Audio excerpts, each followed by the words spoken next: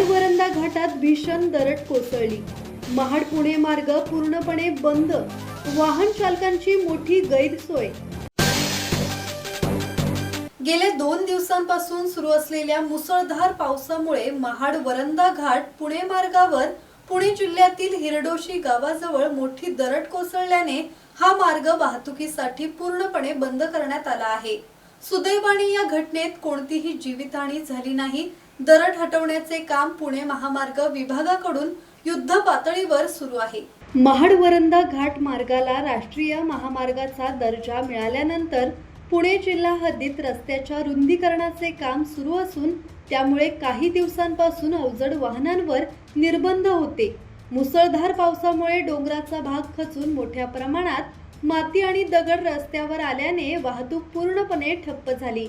वरंधा घाटात सातत्याने दरडी कोसळण्याच्या घटना घडत असल्याने हा मार्ग वारंवार बंद ठेवावा लागतो।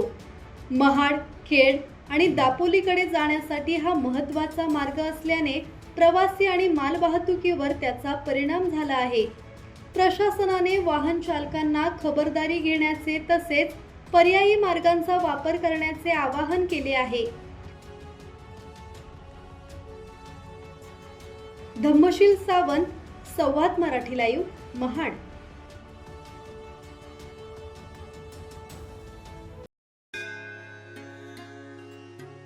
श्री गणपती संस्थान महड, तालुका खालापूर, जिल्हा रायगड।